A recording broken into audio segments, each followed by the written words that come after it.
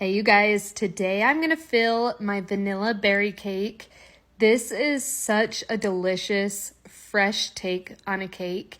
You start with my vanilla cake layers, then we can either use a cream cheese frosting or a vanilla buttercream.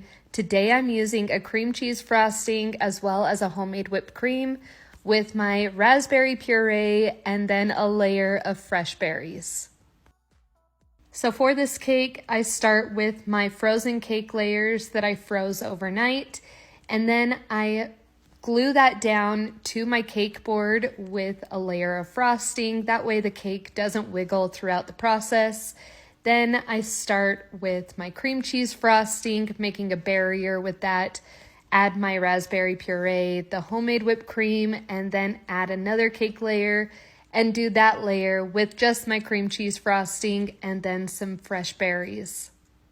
I'll alternate until I have filled the entire cake, and I noticed that with this cake, it got very soft really fast just because it did take me a while to get everything prepped for this cake.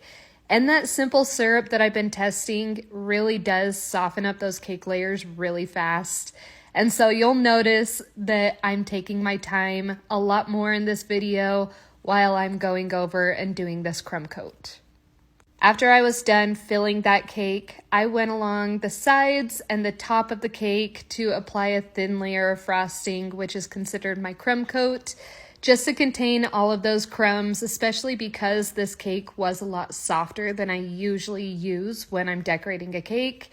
And so I took that, smoothed that out, and then I applied a little more frosting. That way we could get a better barrier between this layer of frosting and my final coat.